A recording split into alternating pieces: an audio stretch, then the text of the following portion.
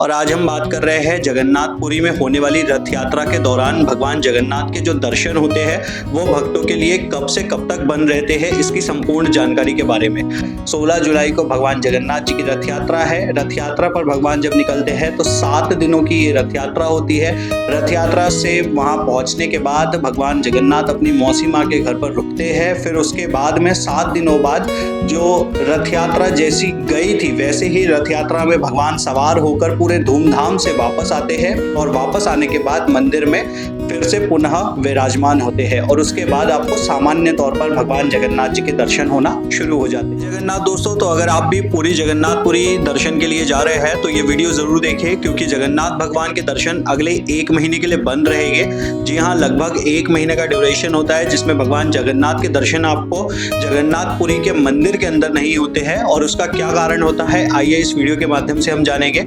जय श्री जगन्नाथ, मेरा नाम है चंद्रशेखर, आप देख रहे हैं ट्रैवल वृत्तांत यूट्यूब चैनल। तो मैं आपको बताना चाहूंगा जगन्नाथ धाम में होने वाली विश्व प्रसिद्ध रथ यात्रा के बारे में आप सभी लोग जानते ही होंगे। इस साल रथ यात्रा 16 जुलाई को होने वाली है और 16 जुलाई को रथ यात्रा पर भगवान जगन्नाथ अपनी बहन सुभद्रा और बलभद्र जी के साथ अपनी मौसी माँ गुंडिचा माता के मंदिर के दर्शन के लिए, उनसे मिलने के लिए जाते हैं और इस यात्रा को जगन्नाथ रथ यात्रा कहते हैं। इसके लिए जो तैयारियां होती है वो पहले से ही शुरू हो जाती है। जगन्नाथ धाम में 29 जून को स्नान पूर्णिमा का उत्सव बहुत ही धूमधाम से मनाया जाता है। स्नान पूर्णिमा जो कि ज्येष्ठ माह के पूर्णिमा तिथि के अवसर पर आती है और इस पूर्णिमा के दिन भगवान जगन्नाथ को उनकी बहन सुभद्रा और साथ ही बलभद्र भगवान के साथ में 108 घड़ों के पानी से नहलाया जाता है और इसे ही स्नान पूर्णिमा कहा जाता है। इस दिन भगवान का 108 और उससे अधिक घड़ों के जल से स्नान कराया जाता है, जिसके बाद भगवान जो जगन्नाथ जी होते हैं, ऐसा कहा जाता है लोक कथाओं के अनुसार, भगवान उसके बाद में बीमार पड़ जाते हैं, जिसे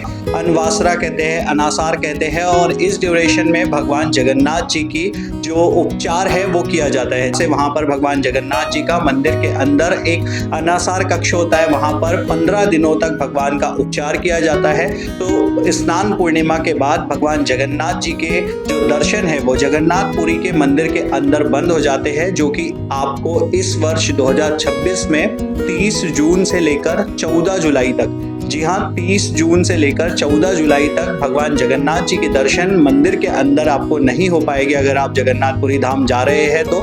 इसके बाद में जब भगवान का उपचार पूर्ण हो जाता है, उनको जड़ी बूटियों से उनको पान कराया जाता है। उनके जो वैद्य होते हैं, जो कुछ सेवादार होते हैं, उन्हें ही उस कक्ष में जाने की परमिशन होती है। वहां पर भगवान का इलाज चलता है, उपचार चलता है। उसके बाद जब भगवान स्वस्थ हो जाते हैं तब भगवान जगन्नाथ जी 1 दिन के लिए अपने सभी भक्तों को दर्शन देते हैं और वो इस साल 15 जुलाई को नव यौवन दर्शन कहलाता है। वह जो पर्व होता है वह नव यौवन दर्शन कहला जाता है और नव यौवन के टाइम पर भगवान विश्राम के बाद अपने भक्तों को दर्शन देने के लिए मंदिर में फिर से आते हैं और 1 दिन के लिए भगवान के दर्शन होते हैं। और उसके बाद 16 जुलाई को भगवान पूर्ण रूप से स्वस्थ होकर अपनी मौसी माँ गुंडिचा के दर्शन के लिए, उनसे मिलने के लिए रथ यात्रा पर सवार होकर उनके मंदिर तक, उनके घर तक जाते हैं। तो यह रथ यात्रा के दौरान होने वाला एक बहुत ही पुराना रिचुअल है जो जगन्नाथपुरी धाम में कई सालों से होता आ रहा है और कि आपने कई सारे वीडियोस और कई सारे इसके माध्यम से देखा होगा। तो यहाँ पर